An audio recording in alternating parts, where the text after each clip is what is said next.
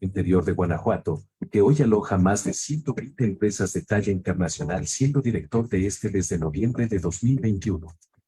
Por favor, recibámoslo con un fuerte aplauso.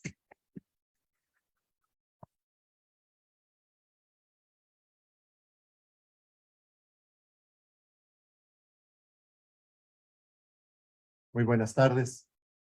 Verdadero gusto estar nuevamente aquí con esta comunidad universitaria tan entusiasta, tan comprometida, pero sobre todo tan dirigida hacia ir construyendo paso a paso el futuro que ustedes anhelan, jóvenes. Muchísimas gracias a la directora, la doctora Laura, a todo su equipo académico, a mi querida Adriana, donde quedó la chaparrita, que aquí está. Ya después otro día platicaremos de cómo nos atormenta no solamente a los alumnos, sino también a todos los colaboradores. Saludo con muchísimo gusto también a mi estimado amigo Javier de la Fuente, a quien aprecio con mucha sinceridad, pero sobre todo con mucho agradecimiento por el tiempo que tuvimos la oportunidad de ser cómplices en varios proyectos. Permítame entonces empezar directamente con esta plática que tiene que ver mucho con esta nueva realidad que estamos viviendo en México y cómo a partir de el análisis del entorno, cómo se pueden y se deben generar proyectos de innovación y de tecnología para poder lograr el desarrollo de las oportunidades que ustedes buscan, que ustedes se merecen. Vamos a empezar entonces describiendo cómo se encuentra el entorno. La siguiente, por favor. Sí, gracias. Además, ¿cuál es el teléfono? La primera parte, yo creo que a raíz de lo que todos vivimos durante la pandemia y las tensiones geopolíticas que nuestro mundo está sufriendo, es claro para todos que se fracturaron las cadenas de suministro y por lo tanto la logística ha tomado un papel relevante en la competitividad de una nación, de una industria y de una región. Por eso el que tenga la capacidad de poder llegar a los mercados en menor tiempo, en menor costo y con mayor seguridad, es quien se va a volver en el actor relevante en el mercado mundial. Por eso le llamo que la logística es el principal factor de competitividad hoy en día. Ya no es tanto ni el costo de manufactura de un producto, ni su calidad, sino tiene que ver con la necesidad de vertebrar, de articular los esfuerzos para poder llegar al mercado. En este aspecto hay un nuevo entorno que les va a tocar a ustedes aprender a dirigirlo, a digerirlo, a aprovecharlo. No es una pregunta de si lo quieren o no quieren aprovechar. Es como una ola. La ola viene y solamente hay tres opciones. O se salen, o aquellos que piensan que parándose en la playa van a poder resistir el embate de la ola, o como el surfista, desarrollan su tabla y nadan rumbo a la ola y aprovechan la energía para llegar más lejos. Mi recomendación, construyan su propia tabla de surf. Entonces, en este entorno, es muy claro que a partir de la fractura de las cadenas de suministro, quienes están en este tema se volvieron gestores del riesgo. No es solamente un tema de transporte, de aduana, de infraestructura o de almacenamiento. La parte principal de la preocupación de los especialistas en logística es cómo gestionar este riesgo. Y en este riesgo, entonces, se está poniendo en cuestión, en revisión, las premisas que eran la base de la anterior situación económica. Entonces, hoy en día las empresas cuestionan mucho sobre contar con un solo proveedor único. La experiencia está diciendo que no deberían de tener un proveedor único. Ahí está el caso de los chips, en donde toda la proveeduría de chips provenía de una región y prácticamente de un solo proveedor. Y esta excesiva concentración en un proveedor único fue lo que provocó y las implicaciones de desabasto que todavía hasta la fecha estamos pagando. En esta parte, es claro que con el tema de los semiconductores no es un tema que se vaya a resolver de la noche a la mañana. Cada vez vemos, y hoy salió un artículo en El Economista, en donde los semiconductores, tanto para los equipos electrónicos como para los autos, está creciendo. Pero la parte importante es que ya prácticamente es el mismo número de semiconductores que se utilizan para equipos electrónicos que los que requieren para los autos. Así que la dependencia de los semiconductores se va a agravar, en tanto podemos responder con otras alternativas. En esta parte también lo que se cuestiona fuertemente es la centralización de los inventarios. Soluciones que tenían las empresas para reducir costos, hoy en lugar de cuidar únicamente el factor de costos, están hablando de esta gestión de riesgo. Y entonces están prefiriendo soluciones descentralizadas, desconcentradas, con el único propósito de reducir el riesgo que puedan tener ante la falta de suministro. La premisa fundamental de la industria en la economía antes de estas tensiones geopolíticas era el justo a tiempo. Y hoy la mayoría de los tomadores de decisiones están cambiando del just in time al just in case. Prepararnos para enfrentar estos riesgos. Y por lo tanto, esto generaba una fuerte concentración hacia un tipo de transporte, buscando la eficiencia y la reducción de los costos. Y hoy en día las empresas están aceptando pagar sobrecostos en el transporte con tal de no tener o de reducir la probabilidad de interrupción de la cadena de suministro. Con esta idea, entonces ha surgido una nueva corriente, una reestructuración de todas las cadenas de valor globales. No es fortuito lo que estamos viviendo. Nos quemamos con la leche y ahorita le estamos soplando al coco, como dirían en el campo. Y esto está provocando esta reestructuración que tiene que ver con estos fenómenos que ustedes escuchan hoy todos los días.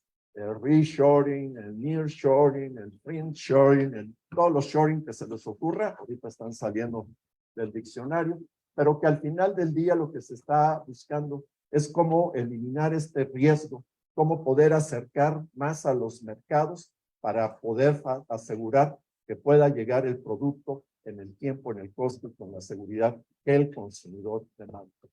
La parte fundamental es que tenemos que cambiar de nuestra concepción. En lugar de estar empujando de esta estrategia de push, hay que jalar pull. Y entonces necesitamos, en lugar de hablar de cadenas de suministro, tenemos que hablar de cadenas de demanda.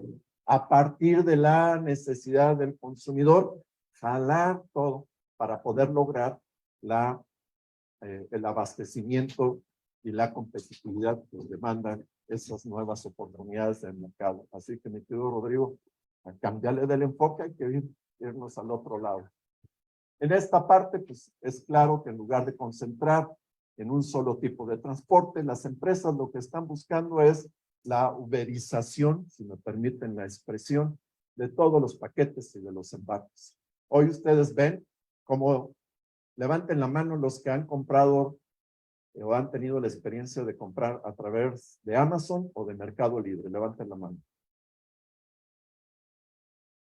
Todos.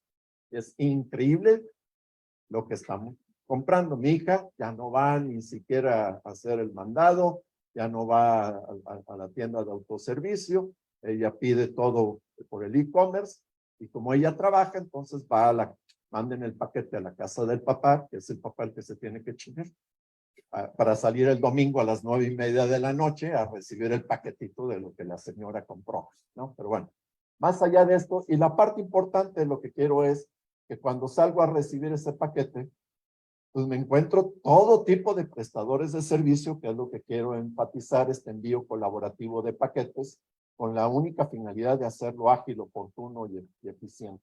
Pero esto está generando una complejidad muy importante. Y por lo tanto es fundamental lograr la transformación de las cadenas de demanda hacia esta digitalización, hacia esta automatización.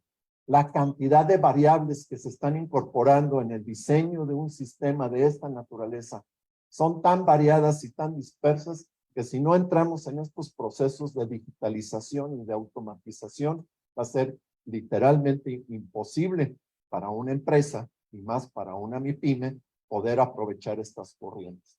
Entonces, no es una cuestión de si hay o no el deseo de incorporarse. O nos incorporamos o nos quedamos fuera de la jugada. Y en este aspecto, el tema de los productos y la seguridad y la trazabilidad es fundamental. Y la tecnología del blockchain es una extraordinaria herramienta para generar confianza al consumidor, para facilitar todas las operaciones aduaneras. Y no solamente el blockchain tiene que ver con la logística y los productos. No tardamos en que ustedes sus títulos estén validados con el blockchain y muchas otras herramientas en donde esta tecnología nos va a permitir generar confianza. Y esa es la palabra clave para poder lograr. En este aspecto, entonces, es fundamental que quienes están en el tema logístico aprendan y sepan cómo utilizar estos datos masivos en tiempo real. Levanten la mano los que están manejando ya el chat, el GPT. La otra vez platicaba con un maestro y me decía, oye, ¿qué vamos a hacer? Pues deja de hacerles preguntas de información a los alumnos. Empieza a hacerles preguntas más complejas a los alumnos. El obtener la información sea tan sencillo como consultarle al chat, pero si les vas a hacer preguntas a los alumnos que solamente es de información o de datos, la verdad no. Aprovecha entonces estas herramientas para hacerles preguntas a los que vayan formando su criterio, su tropicalización, su aterrizaje, su implementación. Y entonces los primeros que tenemos que cambiar sobre la manera de educar, no solamente para dar información, sino cómo generar los criterios necesarios para aprovechar esa información, deben de ser los docentes, porque si nos limitamos a seguir haciendo las mismas preguntas, pues podemos perfectamente con el chat GTP sustituir al docente. Les confieso que voy a participar en un panel este viernes. Entonces las preguntas que me mandaron del panel me metí al chat GTP. Dije, ¿a qué voy? ¿A qué chingados voy al panel? Mejor mando la tableta y están las respuestas. Y la verdad, muy interesante, pero que hay que aprovechar. Con esto, ¿qué quiero decir? Que no todos vamos a aprender a programar, no todos vamos a aprender en los lenguajes. Eso hay especialistas que están aquí compartiendo. Pero la parte importante es que estas herramientas, además de poderosas, pero en términos prácticos, lo que se requiere es saber entonces qué tipo de preguntas debemos de hacer. Y es entonces ahí donde deberíamos de evaluar a los alumnos, no por utilizar las herramientas de inteligencia artificial, sino premiar y reconocer a aquellos alumnas que sepan hacer las mejores preguntas, porque ahí es en donde está el pequeño quid para poder aprovechar esto en función de su profesionalismo y de su competitividad profesional. Entonces, necesitamos aprender a manejar este volumen de información que hoy ya está al alcance de todos nosotros. Y por lo tanto, el otro reto que tenemos que ver en el tema logístico es cómo logramos reducir las emisiones del CO2 equivalente. Y este es un tema muy importante. Cada vez que ustedes pidan algo por Amazon, valoren y justifiquen qué tan urgente es que les entreguen ese producto en horas para poder lograr una mediación y poder evitar que se estén mandando paquetitos chiquititos en motocicletas o en cualquier vehículo, cuando podríamos entonces buscar este justo medio. Nos está pasando el efecto del péndulo del reloj. ¿Se acuerdan aquellos relojes viejos que había en los hogares de péndulo? Antes era todo justo a tiempo, todo era eficiencia, todo era reducción de costos. Se nos fracturó. ¿Qué pasó? Y nos fuimos al otro extremo. Extremo que también no es sustentable. Y entonces todo se volvió entrega muy ágil, descentralizada, muy flexible y todo, pero estamos teniendo un impacto muy fuerte para lograr que se abastezcan productos de muy bajo valor con un enorme esfuerzo de logística. Que no podemos encontrar el justo medio en donde pudiéramos lograr ambos objetivos. Pero esto solamente lo van a poder resolver aquellos que cuenten con la información necesaria para encontrar ese balance. Y ahí es en donde viene la importancia de que ustedes aprendan a hacer las preguntas correctas. El tema del e-commerce está cambiando, ya cambió y nos está afectando a todos en la manera de nuestra organización, de nuestra producción, en la manera en que consumimos, en la manera en la que nos comportamos. Y esto quiero hacer una reflexión muy específicamente sobre la gran importancia que este fenómeno va a tener en una de las principales vocaciones económicas de México y particularmente de Guanajuato y de León. Ustedes saben que la población económicamente activa, el 52% aproximadamente de la población económicamente activa de León, trabaja en el comercio. ¿Qué va a pasar con todos esos comercios cuyo único valor agregado es la ubicación, porque no son capaces de generar mayor valor agregado en el comercio? Nuestro modelo de comercio en muchas de las ciudades es muy tradicional. Y gran parte de los empresarios y de las personas de León, cuando tienen algo de capital disponible, ¿en qué lo invierten? En tres tipos de cosas: en terrenos, en casas para renta o lo invierten en pequeños centros comerciales. Y estamos generando una sobreoferta de superficie en metros cuadrados de comercios de bajo valor agregado. Veo venir una crisis inmobiliaria en el sector comercial de León y de Guanajuato, porque con el e-commerce van a desaparecer muchas zapaterías. Con el e-commerce van a desaparecer muchas tiendas de ropa. Con el e-commerce van a desaparecer muchas empresas que venden electrodomésticos. Ya tenemos la enorme oportunidad de pedirlo a través en línea.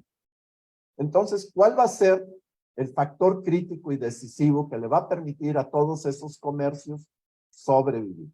Y ahí tiene que ver con el concepto de omnicanal. Las empresas, las marcas están buscando multiplicar sus canales de distribución para hacerle la vida fácil al consumidor. Pero en esa multiplicación, muchos de estos comercios tradicionales, orientados hacia el producto, no hacia el consumidor, sin tecnología, con un enorme empirismo y con una enorme improvisación y falta de profesionalización, y muchos de esos comercios están orientados hacia su desaparición. Así que es fundamental que vayamos todos trabajando en esta integración digital. Y hacer estos esfuerzos no es cuestión de una sola empresa. No es cuestión ni siquiera de una parte de la cadena. Lo que tenemos que hacer es la posibilidad de integrar digitalmente a todos los corredores que se articulan en esta cadena de demanda para poder generar las eficiencias, para poder aprender a resolver problemas de forma colaborativa para aquellos problemas que son comunes. Entonces, muchachos, muchas señoritas, el que no aprenda a colaborar, por muy buen profesional, por muy buen profesionista que sea, pero si no aprende a colaborar, sus oportunidades van a estar sumamente limitadas. A nuestra generación nos enseñaron a competir, nos educaron para competir. En su generación, hay que educarlos para colaborar y colaborar multidisciplinariamente. Y en este tema, entonces, es importante que vayan planteando el gran reto que van a tener ustedes en su vida. Aquellos que pensaban que terminando sus estudios les iban a entregar su título e iban a poder hacer los libros a un lado, déjenme decirles que no. Que ustedes, y más que ustedes, están destinados a tener que estar en un proceso de upskilling, de actualización y de reeducación constante. Es un fenómeno que estamos por vivir, a mí me entusiasma, pero viene tan retador el mundo físico, el mundo digital y el mundo biológico convergiendo al mismo tiempo para generar nuevas tecnologías que van a requerir ustedes, terminen sus estudios profesionales, de estar en este proceso continuo de mejoramiento y de profesionalización. Y no van a poder recurrir a sus maestros, ni tiempo les va a dar. Van a tener que estar en ese constante proceso de mejoramiento. Así que es fundamental que diseñen sus propios programas para mantenerse actualizados constantemente. Y en esta idea, entonces, vamos viendo qué está pasando en otros países, cómo lo están resolviendo. Y aquí podemos observar cómo en Asia, como en Alemania, como en Estados Unidos, ya la digitalización hasta para vender un café. Hoy en Alibaba está llegando a ese nivel, o los esquemas de suministro a través de drones, muy ágiles y muy flexibles, pero que el gran reto es cómo los usamos para beneficio de la gente, porque el objetivo no es el desarrollo tecnológico, el objetivo es que el desarrollo tecnológico sirva para la integración de nuestra comunidad. ¿Qué estamos haciendo en México y cuáles son los grandes retos en México? En esto no hay mucho que decir. Primer gran reto es que no tenemos suficiente infraestructura, ni especializada, ni general, ni de calidad para poder facilitar todo este movimiento logístico. Ustedes saben, México, el 85% de las exportaciones de México, las exportaciones de manufactura, ¿a dónde van? A Estados Unidos. ¿Por dónde van? ¿Por dónde salen? Por tierra. ¿Y por qué aduana? A mí me preocupan los Laredos. Si ahorita ya están saturados con el nearshoring, con el reshoring, con la llegada de todas estas nuevas inversiones, estimamos aquí solamente en el estado de Guanajuato que el volumen de carga generado desde y hacia Guanajuato va a crecer un 50% al menos en los próximos 5 años. Y si eso va a salir por la aduana de Laredo y por vía terrestre, no tenemos ni suficientes carreteras ni las suficientes aduanas para asegurar que esa arteria comercial sirva para el desarrollo. Corremos el riesgo de perder grandes oportunidades. El tema de la inseguridad es el otro gran reto. El tema de la burocracia, nuestro marco normativo no nos ayuda nadita. Y también pues es muy bonito decir que tenemos tecnología obsoleta porque eso presupondría que estamos haciendo algún uso de tecnología, ¿no, Rodrigo? Pero en muchos casos bueno, el papel también es parte de la tecnología, ¿no? Perdón que te haya agarrado de ejemplo, mi querido Rodrigo, pero ¿para qué te me atraviesas? El tema de la capacitación, está faltando esta formación del talento que requieren nuestras empresas para poder operar, en los costos ambientales, sobre todo cuando hablamos de tren, de barco y de avión, son los principales generadores del CO2 equivalente en nuestros mercados, y por lo tanto, al final del día, con todas las ineficiencias que tenemos acumuladas, los costos de operar logísticamente en nuestro país son relativamente mayores a los de otras naciones. Y si la logística va a ser un factor de competitividad, tenemos que resolver los 6 previos para mantenernos en la posibilidad de seguir siendo una nación atractiva y competitiva para generar las oportunidades que requieren nuestras familias. El tema, por lo tanto, ¿qué estamos haciendo en Guanajuato? La primera parte es, bueno, hay que empezar a conocer. La otra vez al propio chat GPT le pregunté, oye, ¿hay aduana en Guanajuato? No, no hay aduana en Guanajuato. Oye, ¿qué, ¿hay puerto seco en Guanajuato? No, no hay puerto seco. Pues ahorita voy a demandar este tipo de cosas. Pero bueno, los componentes logísticos que tenemos es importante conocerlos para empezar a ver cómo los articulamos. No podemos dejar piezas del rompecabezas desarticuladas. Y aquí vienen algunas cifras muy interesantes. ¿Cuál es porque casi todas las cifras de comercio internacional se expresan en dólares, pero no las expresamos en volumen de carga. Volumen de carga que se genera desde Guanajuato o hacia Guanajuato son en números redondos 20 millones de toneladas al año. Pero la parte importante es que creció un 53% del 2020 al 2021. Vengo de una reunión en donde ya nos dieron las cifras preliminares de cierre del 2022. Es increíble que en este país estemos a finales de abril y todavía no podamos conocer nuestra información de comercio internacional, cuando en otros países la tienen al día. Y sin información, tomar decisiones es delicado. Pero la parte importante es este volumen.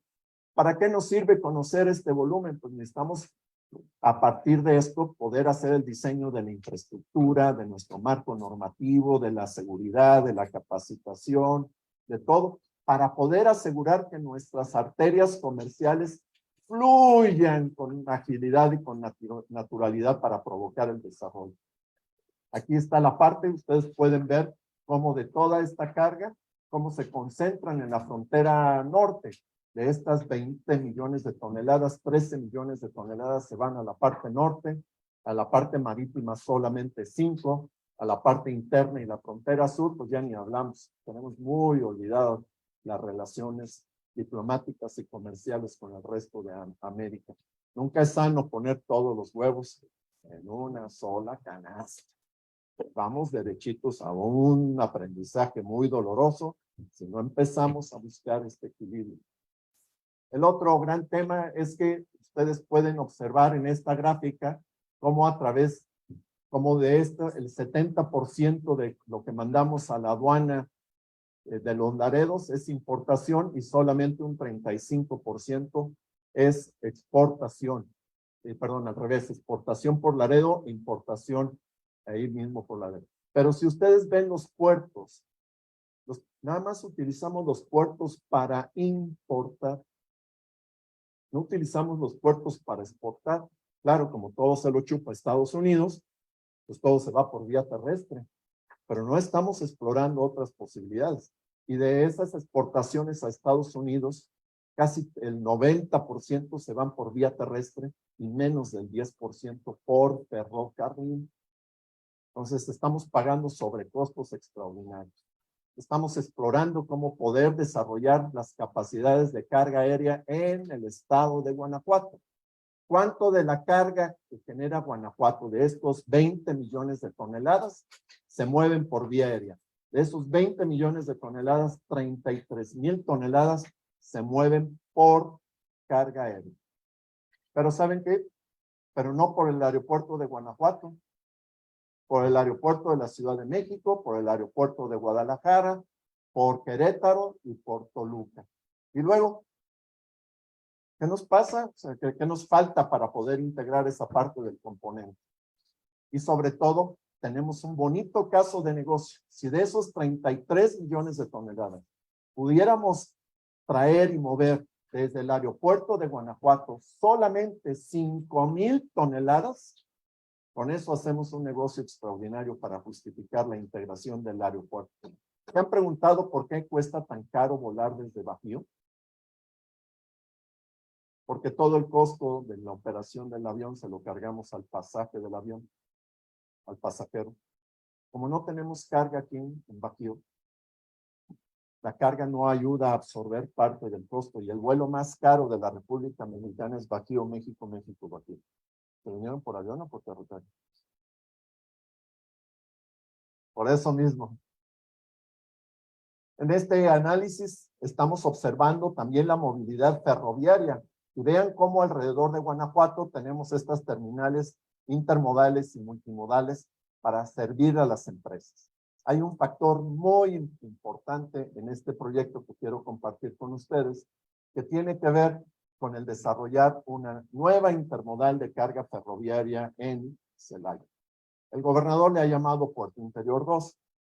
Yo no estoy muy de acuerdo en el nombrecito, pero bueno, dejemos que primero nazca el niño y después lo bautizamos.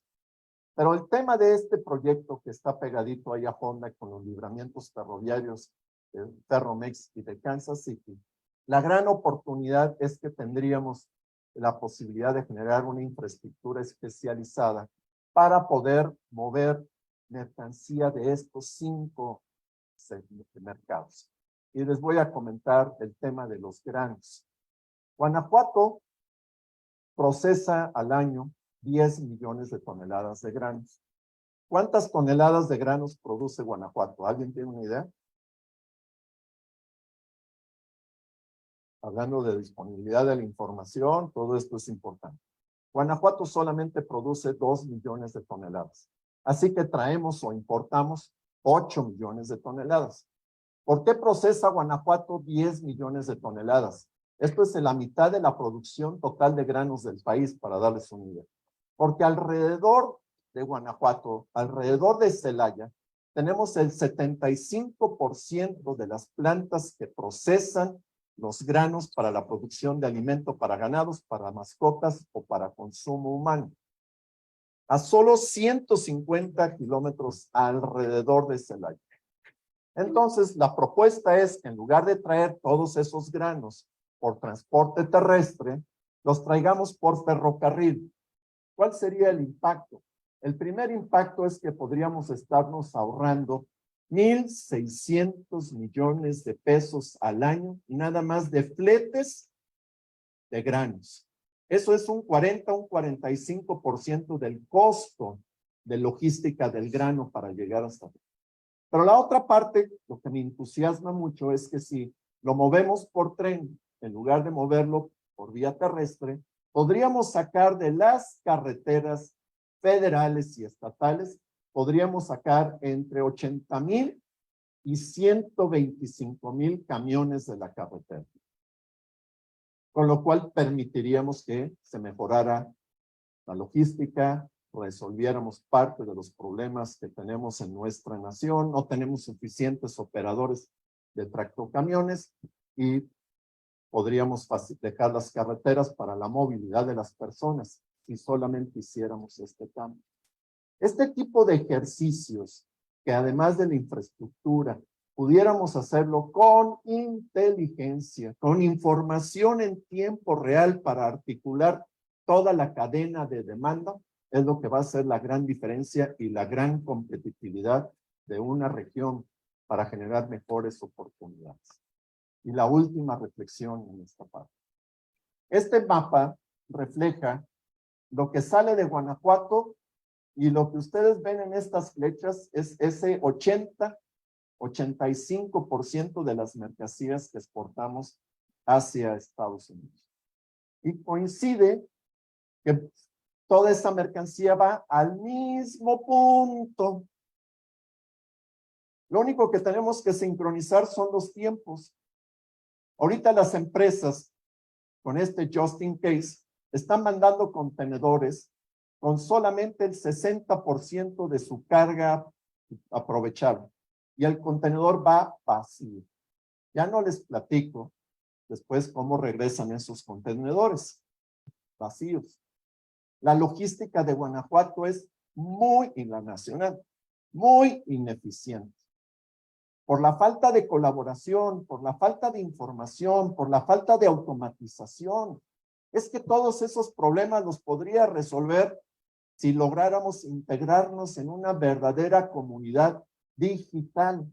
Podría hacernos más eficientes, podría hacer nuestro trabajo más inteligente, podríamos hacernos más productivos, podríamos aspirar a mejores niveles de ingreso utilizando la inteligencia y no el sudor de nuestra frente.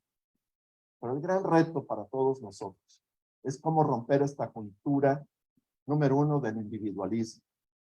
Número 2, esta cultura del empirismo. Los mexicanos nos damos así de golpes de pecho y nos vanagloriamos solitos porque decimos que somos muy creativos.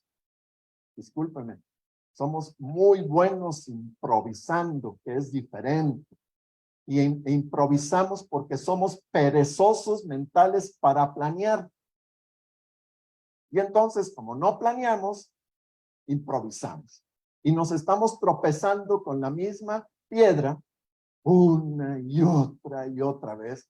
Y pareciera que entonces nos dedicamos a convivir con el problema en lugar de resolverlo. Así que la llamada, ¿cómo colaboramos? ¿Cómo nos sentamos a hacer un ejercicio de planeación con información en tiempo real, utilizando estas poderosísimas herramientas que tenemos hoy al alcance de cualquiera de nosotros para trabajar con mayor inteligencia, pero sobre todo de manera más colaborativa? Muchas gracias.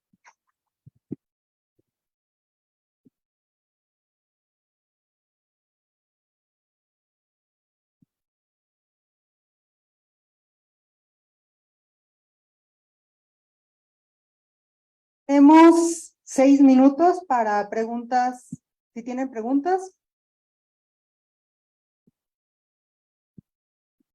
¿Alguien tiene alguna pregunta? Va a salir barato.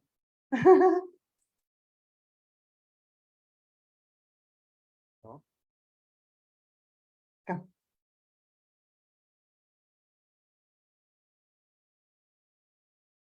gracias, Héctor. Un placer. Una duda sobre qué tan tangible está siendo ya esta tendencia del nearshoring, ¿no? Porque está como muy en los medios, ¿no? Muy en boga, pero qué tanto lo están palpando ya en la práctica. Te voy a hablar de mi experiencia directa particular entre las empresas de Puerto Interior. Puerto Interior hay 123 empresas, 90% de ellas orientadas hacia los mercados internacionales. Estas 123 empresas vienen de 18 países diferentes, 80% relacionadas con industria automotriz, para describirlo. De estas 120 y tantas empresas, aproximadamente el 45% de ellas ya establecidas están ampliándose. No todo el nearshoring, el reshoring es la llegada de nuevas inversiones o de nuevas empresas. Es la ampliación de las que ya están existiendo. Yo adentro del puerto tengo 5 empresas proveedoras de Tesla y no son recientes, ya están desde hace un par de años. Entonces, el primer efecto del nearshoring es esta ampliación. Estas empresas están creciendo porque tenían su producción en Rusia, tenían su producción en Asia, tenían su producción en Europa, y con los problemas de las cadenas de suministro, de demanda, las empresas tomaron la decisión de transferir esos volúmenes de producción de esos países en donde tenían plantas y concentrarlas aquí en Puerto Interior, aquí en Silao. Así que ahorita veo un crecimiento espectacular. Entonces, primer efecto. Segundo efecto. Nosotros en todo el Puerto Interior solamente teníamos una empresa china. Y ahorita levantas una piedra y sale un chino queriéndose poner en algún lado del estado de Guanajuato.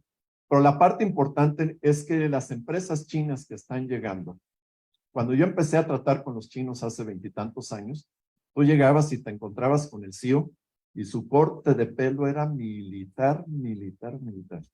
Eran empresas del Estado, con gente puesta, el nombramiento venía del Partido Comunista Chino y tenían una estructura propia de China. Hoy no. Hoy me encuentro empresarios jóvenes, de empresas de muchísima tecnología, de altísimo valor agregado, y cuando me sentaba a platicar hace 20 años con los chinos, me hablaban todo de costos. Bájale el costo, todo es costo, la energía, la infraestructura, subsídiame, modelo chino. Ahorita no. Acabo de recibir un empresario de estas empresas y me hablaba, mis KPIs, el primer KPI es la felicidad de mis colaboradores. Acá. ¿Un chino? A la hora, ¿cómo? A ver, eso déjaselo a los chilenos, a algún otro. O sea, no, me sorprendió. El desarrollo tecnológico importante. Y otra cosa que me llamó poderosamente la atención. La empresa china tenía una política que me llamó la atención. Un mercado, un cliente. ¡Wow! O sea, quiere decir, si ellos tenían, como eran empresas de tecnología, cuando entraban en un mercado solamente podían tener un cliente en ese mercado y le eran fieles a ese cliente. Conceptos de competitividad, de asociacionismo, de colaboración que yo nunca esperé encontrarme en China. Y ahorita los chinos están llegando No están viniendo sí están viniendo por la industria automotriz. Acá mi director de Relaciones Públicas, Carlos Razo, levanta tu manita, acaba de comprarse una camioneta china. ¿Cuál es la marca? China. ¿Cómo ha salido? ¿Bien? Yo ni la marca ni la había oído nombrar, porque ya se metió, investigó y todo. Ya, y atrasito de lo que compró, ahí viene la planta para producir esos vehículos. Sí están viniendo por el sector automotriz, pero están viniendo para otros sectores muchísimo más interesantes. La medicina tecnológica, todo el tema de tecnologías, alimentos vienen muy fuertes los chinos. Y realmente mi única preocupación con los chinos es que vienen todos en bola, que quieren construir su parque industrial para ellos solos, con sus reglas de operación de ellos solos en esta parte. Y a mí eso nunca me ha gustado. Si traemos gente de fuera, que se integren con nosotros, no que se cierren. A mí de nada me sirve tener una comunidad de una nación que no se integre con nosotros, ¿no? Lo que queremos es aprender, no que vengan y se encierren. Entonces está dando este fenómeno. El otro elemento es que no solamente han estado llegando aquí a Guanajuato y allá a Puerto Interior empresas chinas, empresas alemanas de tecnología intermedia de alta tecnología, nuevas empresas japonesas. Sobre todo el japonés está buscando un concepto que le llaman Smart Foods. Interesantísimo. Muy interesante. Un chip totalmente diferente para la nueva sociedad basada en el conocimiento y la producción de alimentos con nuevos procesos tecnológicos de alto valor agregado. Entonces, sí, es un efecto. Aquí me acaban de compartir un dato. El estado de Guanajuato es el segundo estado con mayor disponibilidad de metros cuadrados de naves industriales. Pero solamente tenemos una disponibilidad del 2%. Quiere decir que el otro 98% son naves industriales que construyen las empresas para sus ampliaciones o las naves industriales que construyen los desarrolladores las están rentando rápidamente y solamente tenemos un 2% de disponibilidad de estos millones de metros cuadrados que hay en Guanajuato. ¿Sí? Se está dando y aceleradamente.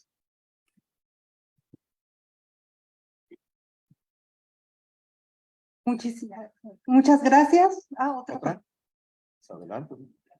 Te voy a cobrar derechos de autor. No, de verdad me llamó mucho la atención lo que dices, que, o sea, importamos de todos lados, pero solo exportamos a Estados Unidos, ¿no? Y ahí, digo, aquí en Puerto Interior y en Guanajuato que tienen tanta presencia de japoneses, ahora chinos, alemanes, ¿no? Ahí ¿cuál está siendo el problema? O sea, ¿es que nosotros no queremos venderles a ellos o no está habiendo como un intercambio o un mercado de intercambio? Esos países, ¿te refieres a los países de origen de donde vienen las inversiones? Las empresas, las 18 empresas que están, de 18 naciones que tenemos en Puerto Interior, estos decidieron venir aquí con la mira puesta en el mercado norteamericano.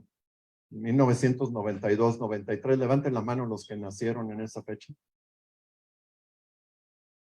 No, y qué groseros. ¿Cierto? El tema es, en esa época México estaba saliendo del GATT para incorporarnos a los tratados de libre comercio.